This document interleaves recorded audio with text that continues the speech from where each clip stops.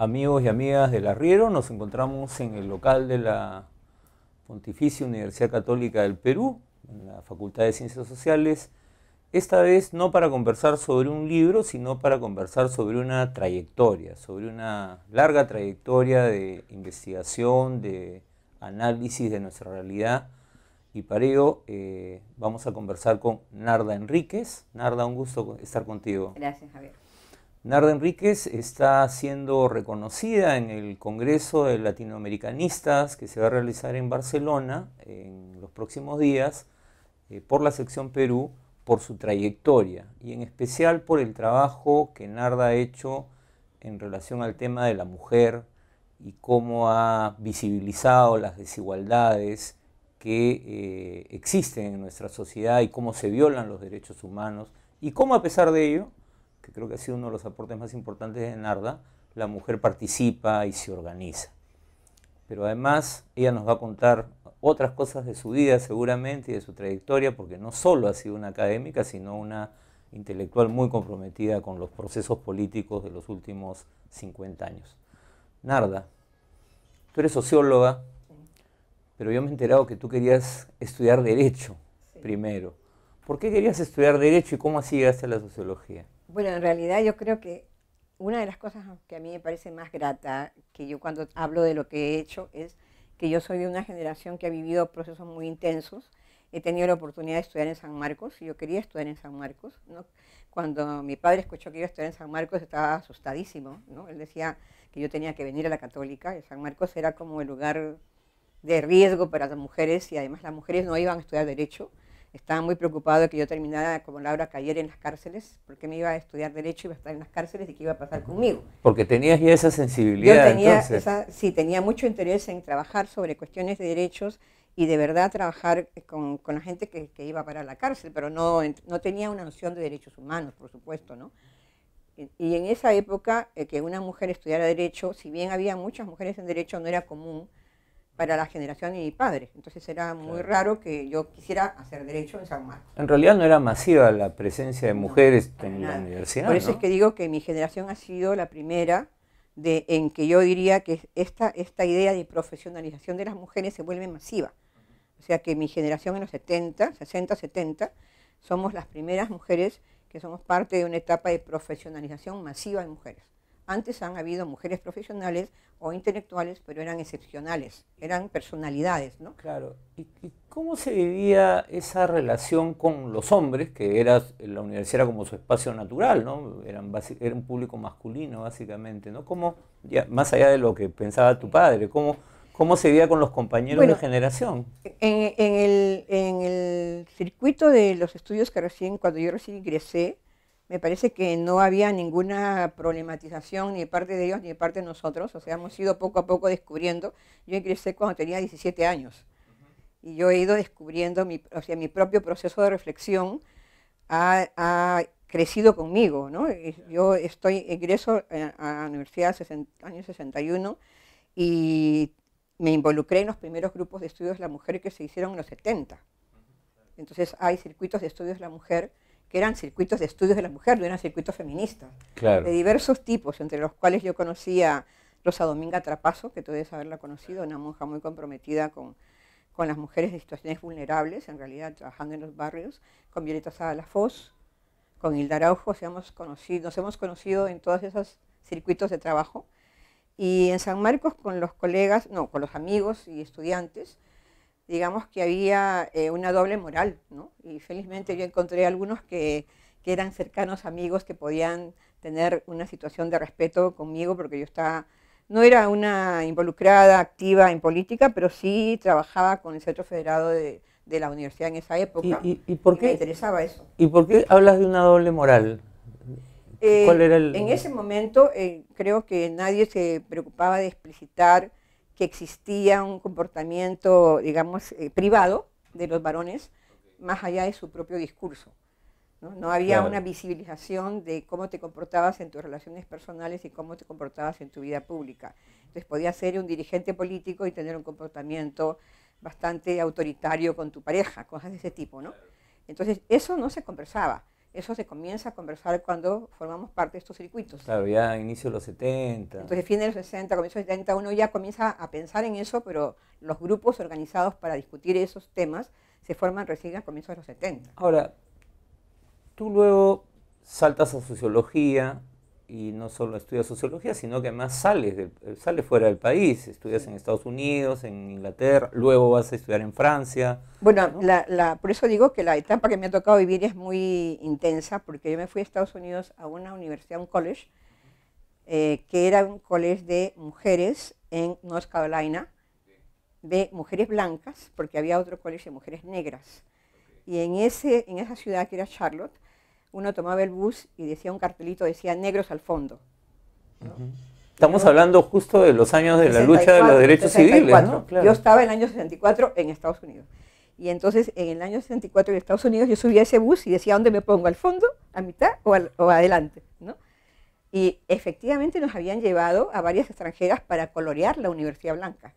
O sea, estaban en un programa explícito de que las que éramos extranjeras, francesas, hindúes, latinoamericanas, íbamos a este colegio blanco para comenzar un proceso de qué significaba, estamos hablando de los 60, ¿no? Claro. Hacer eso. Y luego había marchas y yo intuitivamente iba en esas marchas.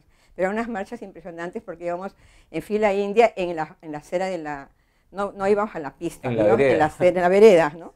En la fila india. Y las extranjeras éramos las que íbamos a esas marchas, no iban las jóvenes, las señoritas norteamericanas que estaban en el colegio conmigo, ¿no? Pero fue una experiencia muy útil porque eso me llevó a la sociología. En Estados Unidos yo comencé a llevar cursos sobre sociología de las minorías, Ah, o sea, bueno, sobre psicología social. te O sea, encontraste con esa situación. me encontré con la experiencia de vida, ¿no? Claro. Como uno dice experiencia vivida, en teoría es ese, con la experiencia de vida y me encontré con los cursos que yo tenía interés en llevar y los pude llevar en ese momento. Entonces desde allí regresé a hacer sociología, terminé mis cursos, hice la licencia en San Marcos. Entonces ahí he orientado hacia la sociología. Yo todavía añoro no haber hecho derecho, porque creo que derecho derecho te da la gratificación concreta, o sea, puedes pelear y lograr tener resultados logros. concretos. En cambio, sociología es una disciplina que exige mucho de una vocación. No necesariamente tienes gratificaciones con tu especialidad en el sentido de que quisieras determinados que veas cambios, las concreciones que uno puede plantear en los quisieras que análisis. tus sueños, ¿no?, se hicieran realidad de alguna manera y aportar a ellos, pero creo que ese primer sentido no refleja bien lo que es la sociología, pero es lo que yo pensé en un primer momento, ¿no? Yo creo que la sociología y las ciencias sociales en general expresan mejor una búsqueda de conocimiento, y eso sí es muy grato. O sea, yo en los últimos años de mi vida profesional, yo siento que lo más grato para mí es cómo tú te colocas en aportar a que la búsqueda de conocimiento continúe, se enriquezca, se cuestione, te interpeles y le interpeles a los demás. Claro, porque de alguna manera estás generando un sentido distinto, dando explicaciones diferentes a cosas o desnaturalizando aquello que se considera que es natural, normal Entonces yo y creo que preestablecido. ese lado de la vida que es un lujo para el Perú, o sea, hacer una actividad intelectual es un lujo para el Perú, ¿no? Y yo en ese sentido me siento privilegiado, o sea, creo que los que estamos en el ámbito universitario somos privilegiados, a pesar de que la universidad es una universidad en general en precaria. Bueno, la católica tiene muchas mejores condiciones, pero en general la universidad peruana es precaria, ¿no? Ahora, a pesar de todo, a pesar de tú eres una académica, tienes innumerables publicaciones, has trabajado diversos temas, pero tú siempre has tenido un pie en la realidad, digamos, no has estado... Este lugar, este campus es un sitio donde uno puede encerrarse y olvidarse del país, es muy fácil, ¿no? O hablar del país pero no vivirlo, pero tú siempre tuviste un pie en la realidad y siempre mucha preocupación por el trabajo de la organización social, del movimiento social. Eso estaba ya a los inicios de tu carrera o lo fuiste descubriendo en el camino? Mira, yo creo que hay una intuición más de solidaridad, ¿no? Que no sé si tiene que ver con, no puedo decir si es de dónde viene, pero debe haber varias vertientes que han influido en eso. Y nos recordamos con César Germana, que es un psicólogo de San Marcos, que nos hemos conocido, antes de conocernos en San Marcos, nos hemos conocido en el barrio porque los dos vivíamos en el barrio La Victoria y estábamos alrededor de la iglesia haciendo obra social en Mendocita, que era un tugurio sumamente peligroso. Claro, cuando claro, yo tenía, en esa época. Cuando yo tenía 14 años, 13 años. En los años 50. Así es. Entonces, en realidad, yo creo que había algo de sensibilidad que lo cultivas pues en tu experiencia familiar, social, colegio, los colegios, todo eso, ¿no? Pero también algo de experiencia familiar en el sentido de que yo tenía mucha vinculación con la familia de mi madre, que era el Valle Mantaro, y que participaba de todo lo que eran las fiestas comunales, la experiencia de estar en una comunidad sin luz y sin agua, y que ibas al río a sacar tu balde de agua. O sea, era el país en mi familia, si tú quieres, y luego el país en San Marcos, y luego el país en el Instituto Nacional de Planificación, porque yo trabajé en la época de Velasco, ¿no? 5 años, donde discutíamos hasta la medianoche y hasta el amanecer cómo podíamos transformar este país, ¿no? Y había un cierto mito entre nosotros, los funcionarios de esa época, de una actitud mítica en el sentido de que podíamos hacer algo, ¿no? Una ilusión, claro, te digo que una etapa de la vida tiene mucho que ver con las ilusiones que vas construyendo. Claro, este año se cumplen justamente 50 años del golpe militar de Velasco y del inicio del gobierno revolucionario y las Fuerzas Armadas. Y empiezan los debates, y siempre hay debates sobre la reforma agraria. Para ti, ¿qué es lo que cambió en el país con ese proceso?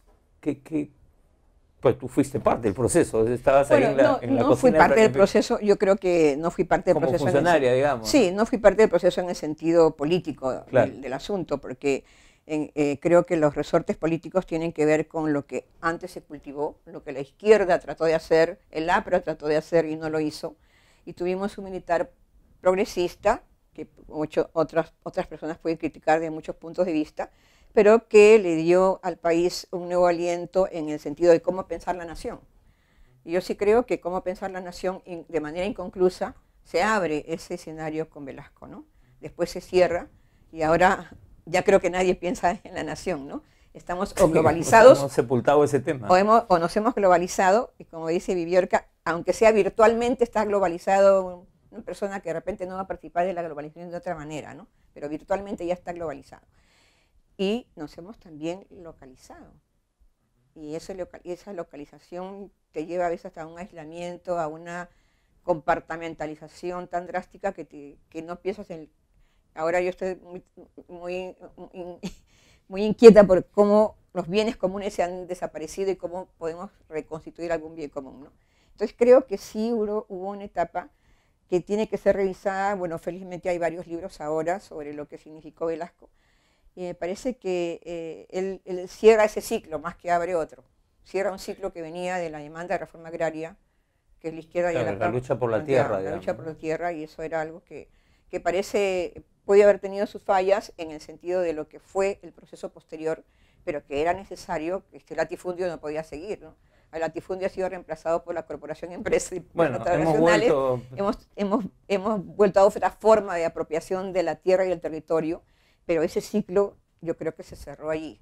El que no cerró el problema del país, por supuesto, porque toda la zona de comunidades es la que luego va a ser tomada con el proceso sendero y entramos a otro momento. Claro. Ahora, antes de pasar a esa etapa, en esos mismos años que estabas en el Instituto de Planificación, tú estabas participando de estos grupos de mujeres que discutían, que empezaban a plantear. Tú has recordado a Rosa Trapazo, a Violeta Sara Laffoz, que son precursoras en este trabajo. Y en ese momento empiezan a surgir organizaciones también de mujeres, digamos, ¿no? ¿Qué crees tú que fue el dinamo, lo que hizo que esto creciera y se convirtiera en una corriente de alguna manera dentro del progresismo de la izquierda peruana, que no paró de crecer aunque no haya obtenido el poder, digamos, pero que uno compara con el momento en que ustedes empiezan su reflexión y las cosas cambiaron muchísimo? ¿no? Sí, esa es una manera de entender lo que está pasando ahora, que yo trato de insistir en que para entender lo que está pasando ahora hay que tener una mirada perspectiva de lo que fue el movimiento de mujeres y el feminismo, perspectiva histórica, ¿no?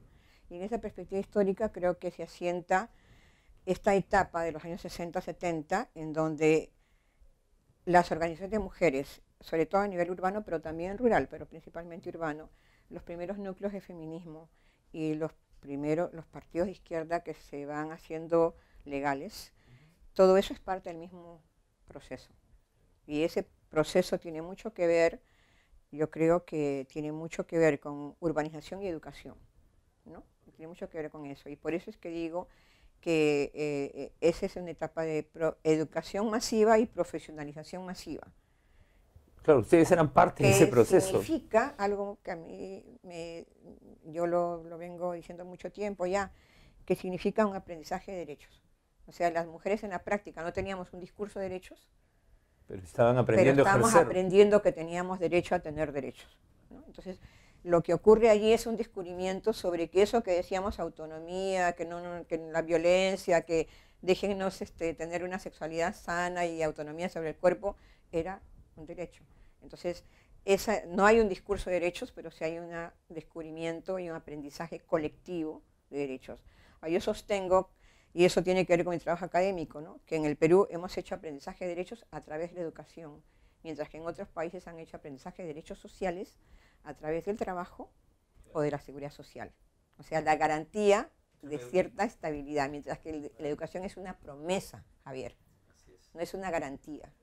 Claro, ¿y cómo se produce este encuentro entre ustedes, que eran mujeres profesionales, que estaban reflexionando y, bueno, trabajando ya en el campo profesional, como has dicho, sea en el Estado o en otros espacios, con las mujeres de las organizaciones de base? Porque hay un momento en que siempre ha habido tensiones, pero hay un momento de encuentro también, ¿no? Y tú has participado mucho en eso, ya sea en la época de Izquierda Unida o después, ¿no? Inclusive antes, yo estaba en San Marcos y hubo el movimiento del rescate, o sea, las primeras invasiones de la vivienda, y hemos trabajado con estudiantes en el rescate. Entonces allí yo conocí a algunos dirigentes que después reencontré, como Nelly Runril, ¿no? O sea que de los años 70 estamos hablando, porque durante la época de Velasco habían también muchas invasiones. Claro, había un gran movimiento. Y además hubo represión, o sea, Claro. represión en las regiones, represión en otros lugares, ¿no? En ese sentido es que no soy del gobierno velasquista, pero sí, Claro. pero sí analizo que hay que reconocerle a Velasco su contribución en la construcción nacional, aunque cerró un periodo, ¿no? Bueno, entonces, por un lado, algunas de nosotras teníamos vinculaciones por diversas razones. En mi caso, por el trabajo en la universidad, o también en otros casos, por ejemplo, creo que en el grupo de Manuelas, principalmente vinculado al trabajo político, porque ya varias de nosotras éramos parte de algunos de los grupos políticos de la izquierda, sea Vanguardia, Almir o la UDP, que se forma en los años 80, ¿no? Entonces nos encontramos con organizaciones locales, autónomas, de mujeres de vaso de leche o comedores. Estamos estudiando qué les está pasando a ellas y a la vez estamos participando de sus iniciativas de organización en federaciones mayores o en la Central Nacional de Comedores, sea porque algunas de las personas están vinculadas a la Iglesia Progresista, o sea porque están haciendo trabajo de capacitación desde los grupos de mujeres, ¿no? Claro, pero no era solamente ustedes acercándose a estudiar un objeto de estudio ahí, ¿no? Pero en mi caso no, porque el objeto de estudio para mí se vuelve en los 90. O sea, mujeres y feminismo es un objeto de estudio a partir de los 90. Entonces, en mi caso, yo he estado trabajando con mujeres antes de que eso fuera un objeto de estudio, ¿no? Entonces, trabajando en mujeres significaba estas relaciones de trabajo de apoyar la organización Rescate, o con Etienne Henry, que fuimos a hacer autocensos en los barrios. O sea, íbamos a trabajar con ellos en sus barrios, en los pueblos jóvenes, a trabajar con las organizaciones de mujeres en circuitos de capacitación por otros temas, no por los temas del feminismo. Y ya cuando se organizan los núcleos de UDP políticamente, yo diría que UDP es mucho antes que Izquierda Unida, claro, por eso digo UDP, sí, sí, que estamos hablando del año 80. Hay un congreso de mujeres de UDP en el año 80. Entonces, políticamente, ahí están muchas dirigentes de base. Y ahí nos encontramos mujeres de sectores medios, mujeres de base, mujeres de regiones, en ese frente político UDP.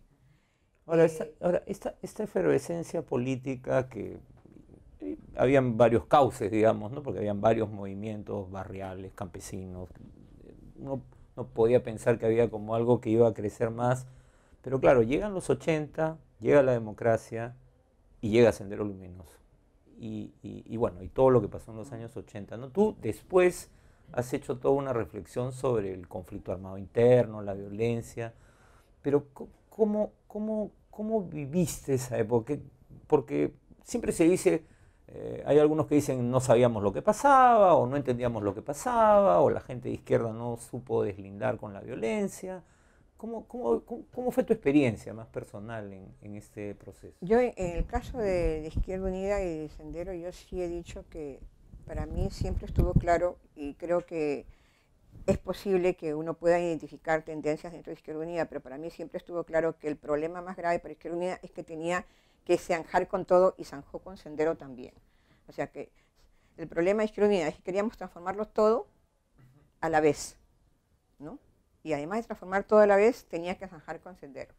Entonces, puede ser que haya habido tendencias que no zanjaron, pero en mi caso, digamos que el asunto de armas para mí siempre ha sido algo con lo cual yo no puedo transar, a pesar de que puedo haber tenido compañeros y amigos del MIR o de Vanguardia, nunca he podido resolver la tensión de lo que pueda significar tomar las armas y tener que hacer violencia armada. O sea, sé por el trabajo de ciencias sociales que la violencia acompaña la historia, claro, y que no se puede desterrar de las sociedades y de la vida contemporánea, lamentablemente, ¿no?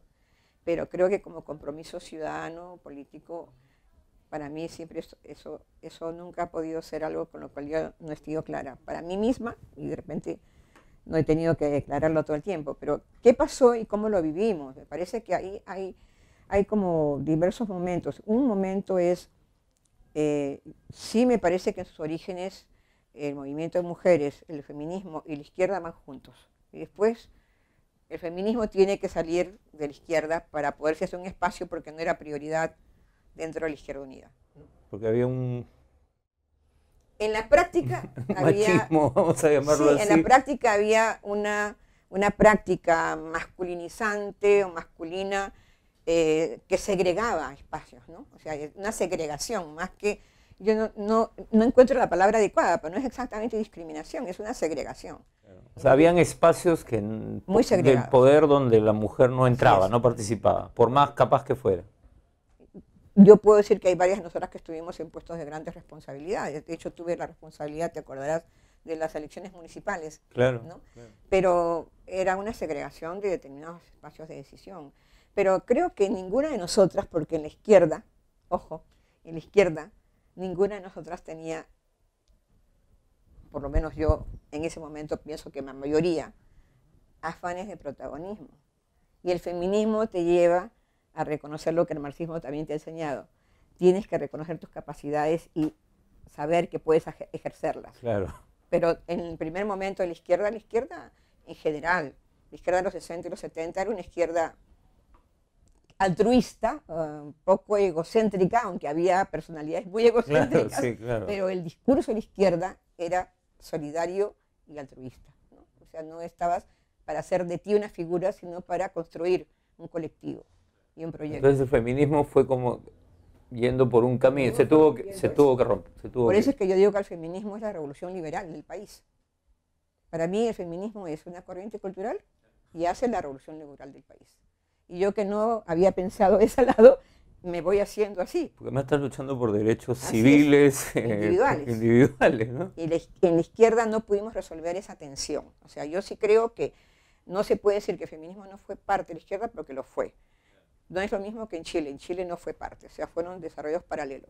Aquí sí fue parte, pero en la misma Izquierda Unida no había espacio para resolver esta tensión. Entonces había la tensión y se salen de la izquierda la gente que está con Manuela y con Flora y con otros grupos y forman otros grupos feministas que pelean con la izquierda abiertamente.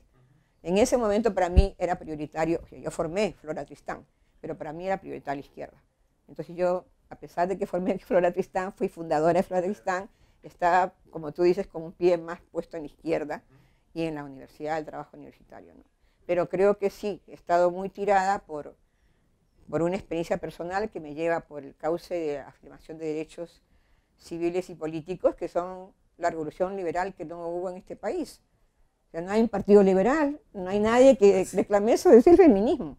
Y eso es lo que está pasando también ahora, ¿no? Pero ahora está pasando ya no en Lima, sino en todo el país. Así es, ahí hay un Es una cambio, revolución ¿no? liberal en todo el país. Ahora, Narda, no tenemos tiempo para abordarlo todo, pero en los 80, como yo te decía, también se produce la guerra. Y la guerra tiene enormes costos para la izquierda y para las mujeres. Y los costos que tuvieron las mujeres no se hablaban, por lo menos en público, durante la guerra ni ya el proceso de pacificación, ¿no? ¿Por qué costó tanto que incluso en la agenda de derechos humanos se hablara de las violaciones a las mujeres en la guerra, se hablara luego del tema de las esterilizaciones? ¿Por qué? ¿Qué era lo que impedía que se viera este problema? ¿O era simplemente que no había capacidad para verlo? Bueno, lo primero que creo que sí era visible, pero se tiende a ser un ícono más que una realidad, digamos, creo que se transforma, todo lo que son los momentos cruciales de la guerra terminan en ser simbólicos a veces, ¿no? Y tienen fuerza como símbolo, pero a la vez el hecho de ser un símbolo, un ícono, les da tanta singularidad que no se piensa que es un fenómeno mayor, ¿no? Por ejemplo, el asesinato de María Elena es muy visible, pero todos se apropian del símbolo y se pierde de vista que como María Elena hubieron muchas otras dirigentes que no tienen tanta visibilidad que también fueron asesinadas por Sendero o por las Fuerzas Armadas, ¿no? Además, en el caso de María Elena se carga mucho a la imagen, bueno, de una dirigente social cuando ella era militante, dirigente, feminista, negra, y era además teniente alcalde, o sea, era una autoridad política. Pero ¿no? se le habla con madre coraje, o sea, Claro, se crea un símbolo de la maternidad. Entonces, pero digamos, tiene fuerza nacional, y eso me parece que está bien, pero no hay que perder tampoco el otro lado. Entonces, eso tiene cierta visibilidad, porque es funcional al discurso nacional de que tiene que haber madres sacrificadas, de alguna manera, ¿no? Pero ella era una mujer que se enfrentaba contra ese discurso también, y que nunca quiso portar armas, ¿no? O sea, creo que eso hay que hacer recordar, que ella sabía que estaba en riesgo y no quiso llevar armas. Claro, se enfrentó a Sendero abiertamente. Se enfrentó a Sendero, ¿no? sin armas, ¿no? Y eso hay que decirlo porque es mujer de izquierda. Lo otro que fue menos visible, como tú dices, que uno no encuentra una explicación en realidad qué pasó. Todos esos años pasó de todo, masacres, mutilaciones, tortura, a mucha gente que no demoramos en Lima darnos cuenta, y eso hay que, aunque algunos de nosotros hayamos sabido y hayamos trabajado en eso, porque fíjate que ayer he estado en lo de Javier Descanseco, ¿no? Y Javier Descanseco fue uno de los pioneros en trabajar derechos humanos con nosotros en el Congreso cuando yo era parte de un proyecto que se llamaba Servicios Populares, que no sé si te acordarás. Y hacíamos una denuncia y un documento sobre derechos humanos y todos decían, en el año 82, todos nos decían, no saquen nada sobre derechos humanos que van a estar en riesgo. Nadie quería firmar nada ni hacer nada sobre derechos humanos en esa época. Claro. Bueno, Javier es el que toma la bandera. Así es, Javier toma la bandera de derechos humanos. Entonces, realmente el contexto es muy duro para hacer cualquier cosa y nadie se quiere arriesgar. Entonces, la formación de la Coordinadora de Derechos Humanos es un logro en contextos muy duros. La formación de ANFACEP, de las señoras de Ayacucho, es un riesgo el que lo hayan hecho, pero lo hicieron. Entonces, sí hay ese segundo asunto de que los familiares y las madres y las esposas y las hermanas están allí, ¿no? Lo que ha sido más invisibilizado es lo que pasa con esas mismas mujeres y la violencia contra sus cuerpos y la apropiación de los cuerpos, tanto por el lado de Sendero como de las Fuerzas Armadas, como de las autodefensas, por parte de todo el mundo. Bueno, la primera explicación que se tiene que hacer es como en todas partes, es que eso era parte de lo más privado y que entonces no sale a la luz porque muy poca gente habla de ello, lo cual es cierto, ¿no? Pero a la vez, para efectos de una conflagración que tiene características tan dramáticas, lo que puede pasarle a la sobreviviente, porque primero es de las sobrevivientes, de que sabemos qué pasa, ¿no? Pero también les había pasado a las que habían sido masacradas, lo que le puede pasar a los sobrevivientes no es tan importante y ellas mismas no lo consideran tan importante como lo que les ha pasado a sus Es como familiares. que hubiera una categoría, una escala de más víctima, menos víctima. Entonces hay una tendencia a silenciarlo, a no hablarlo, y creo que eso se ha ido rompiendo poco a poco, ¿no? Entonces hemos logrado que sí, se hable de la violencia sexual y de las violaciones sexuales, no solamente a mujeres, sino también a varones, pero por supuesto que principalmente a mujeres, ¿no? Y las otras cosas que son terribles son las mutilaciones a varones y mujeres. Claro, este capítulo, pero además que es en los años 90 con una política pública y hay todo un debate sobre el rol del feminismo, además, Sí. pero... Porque además no lo pusieron en el tapete ni las propias organizaciones feministas, ni las propias organizaciones de derechos humanos. Ha sido la Comisión de la Verdad la que saca el tema de la violencia sexual, de la violencia sexual, las violaciones en el informe, que por supuesto está muy reducido en cuanto a números, pero es que no se podía hacer más en el tiempo que se hizo. Y el registro de víctimas tiene una cifra mucho más elevada, pero aunque hubiera sido una o dos, ¿no? Eso era muy revelador de lo que estaba pasando, y ya sabemos que en otros países hemos sido un hecho que ha sido un triste ejemplo, no podemos decir ejemplo, un triste referente de lo que había que poner atención a lo que pasa con violencia sexual, que recién se está haciendo en otros países. Ahora, lo terrible es que luego vienen los 90, el país se pacifica, y casi como una parte de la política de pacificación, porque yo la entiendo así, fue parte de la política de pacificación de Fujimori, vienen las esterilizaciones forzadas, o sea, a mujeres que habían sido ya violentadas, bueno, o a sus hijas, se reproduce esta otra forma de violencia como una política pública, ¿no? Y bueno, si bien hubo gente que desde el comienzo, como Julia Tamayo, lo denunciaron, también impresiona cómo cuesta tanto que esto, que se haga justicia, que se acepte. Hay quienes dicen que no pasó nada, ¿no?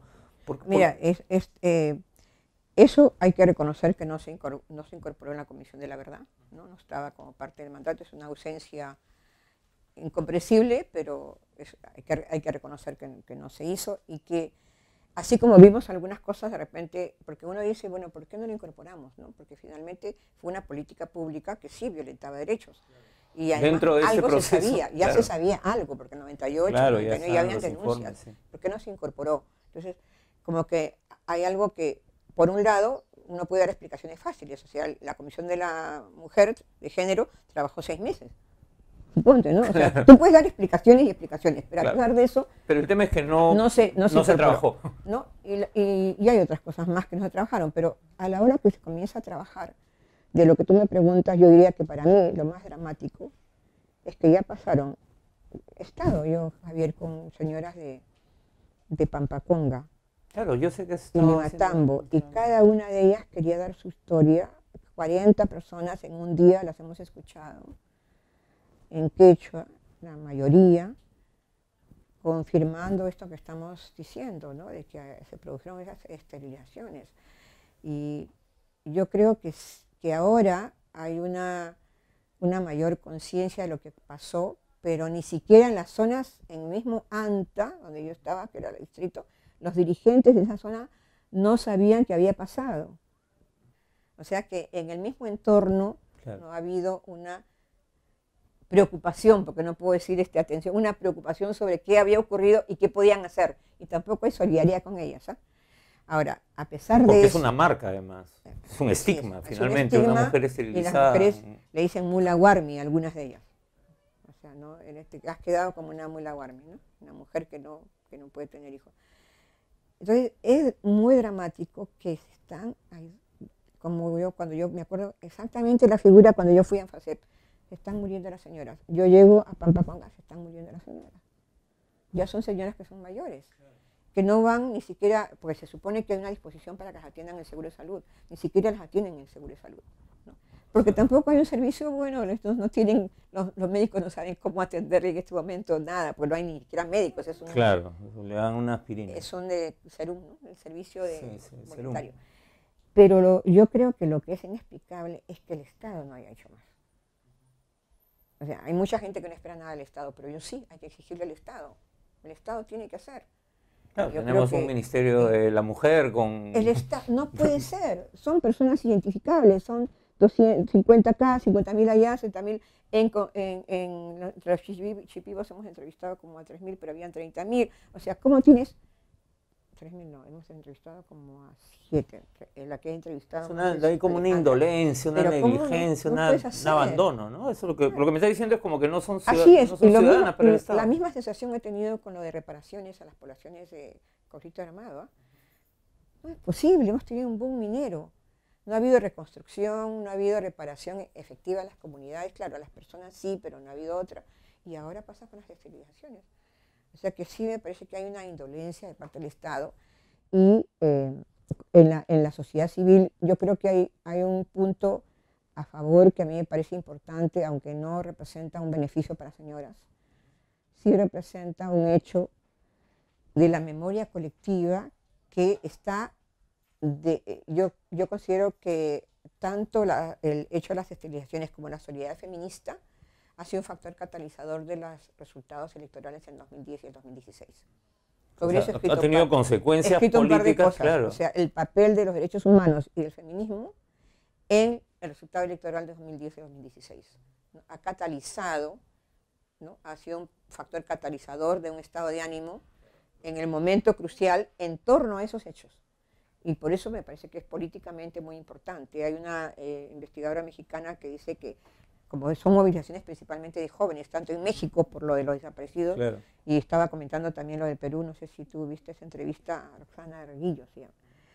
Ella dice que como estas nuevas generaciones que no han vivido esa etapa de violencia, sin embargo, hay una memoria que mueve la indignación, o sea, indignación y memoria son un factor importante en la movilización ciudadana.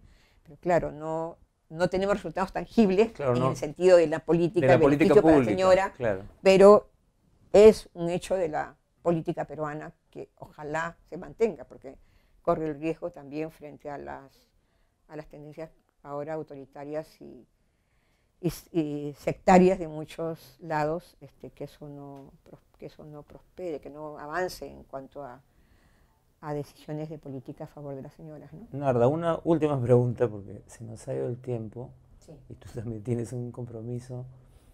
¿Qué te faltó hacer? ¿Qué esperas todavía por hacer en los próximos años? Bueno, yo de hace varios años que siento que lo que estoy tratando de hacer es transferencia generacional. O sea, hace varios años que yo aquí en la universidad y fuera de la universidad considero que mi papel más importante es apoyar a las nuevas generaciones. Y creo que no me equivoqué, por lo menos a nivel académico, con las cuestiones del diploma de género y la maestría de género. Fue acertada la apuesta. Pensábamos que iba a durar 5 años y ha durado todo lo que está durando. Y me parece que sí hemos logrado aportar a la formación profesional de algún sector importante de mujeres y algunos varones como tú, que han pasado por acá y que no es tanto el resultado inmediato mío, sino es el resultado de un trabajo colectivo que en la universidad felizmente se ha consolidado y que ha permitido que se multipliquen los esfuerzos y que ahora haya legitimación de un trabajo académico y profesional que va a ir avanzando. Yo creo que eso no tiene... O sea, a pesar de estas olas autoritarias. Mira, en la Universidad Católica peor aún, porque hasta hace pocos años era muy difícil con todo el debate con la Iglesia, ¿no? Felizmente las autoridades de la universidad apuestan por la autonomía académica y eso nos ha permitido consolidar. Entonces, yo creo que esa ha sido una apuesta importante. Sigo pensando que además de la academia, ojalá como ciudadana también pueda decir que estoy trabajando en eso. O sea que eso, hay una joven alumna mía que me dijo, Narda, tú sigues haciendo proyectos. Y yo creo que sí, o sea, sigo haciendo proyectos en el sentido de que encuentro formas de renovar la esperanza, ¿no? Y entonces sigo haciendo proyectos con la gente joven. ¿No has perdido la inquietud que tenías cuando ibas ahí a Mendocita? Para nada. Cuando eras una chiquilla. Nada. Y no tengo la frustración de decir ya perdimos, ya se cerró, no. Yo creo que cuando alguien dice la clase obrera fue derrotada o qué sé yo, no, esa es una etapa que cambió, hay un nuevo régimen de desigualdad, hay otros desafíos y tenemos que estar a la altura del conocimiento y de las perspectivas políticas para saber cómo enfrentar. Creo que tenemos un momento más difícil porque los poderes se han difuminado y escondido, pero hay otros que son muy visibles, ¿no? Hay una frase que estoy comenzando a decir para calificar lo que está pasando con varones y mujeres ahora. Hay un machismo bruto y achorado, ¿no? Hay un machismo bruto y achorado, Javier, y no sé qué hacemos con eso. Hay que seguir peleando. No sé qué hacemos con eso. O sea, si tú quieres, eso todavía me frustra. Me frustra que todavía podamos encontrar a una empleada doméstica que sigue viviendo con su primo que la pega, ¿no? Y que llega con la cara moreteada. O sea, yo digo, no puede ser, y esta niña no ha tenido educación primaria. Que es tratada como una... Ni siquiera casi como una pongo. Y yo le digo, bueno, no puedes seguir viviendo ahí. Y ella dice, sí, no voy a seguir viviendo ahí. Y después vuelve a la casa donde le han pegado. O sea, las historias personales que todavía no han encontrado un espacio colectivo para poder salir de esas duras situaciones, eso sí me frustra, que encontramos cada día eso a cada esquina, ¿no? Eso me parece que yo esperaba que eso no siguiera ocurriendo en la magnitud que está ocurriendo, que la magnitud ahora es desproporcionada y que ya es inclusive con niños y adolescentes, ¿no? Entonces, eso sí me frustra, pero seguir haciendo y seguir elevando proyectos y así como tú, trabajar con jóvenes a nivel político también, o sea, sí, creo en la política, Muy bien, Narda, muchísimas gracias. Felicitarte de nuevo por este reconocimiento que te está haciendo la Asociación Latinoamericana de Americanistas, la Sección Perú de LASA. Sección Perú de LASA, ¿no? Que te está haciendo este reconocimiento por tu trayectoria en este congreso que van a tener ahora en Barcelona, ¿no? La vez pasada fue acá en la universidad. Y bueno, agradecerte. Lo más grato es que los amigos le hagan cariño a uno, ese tipo y agradecerte por todo el trabajo que has hecho. Eres una gran maestra, quienes hemos sido tus alumnos lo sabemos muy bien, y además porque siempre has tendido puentes desde la academia, desde la política, con organizaciones, con intelectuales, con grupos diversos, y creo que ese es uno de los grandes aportes que has hecho. Gracias, Javier. Amigos, amigas del Arriero, nos vemos la próxima.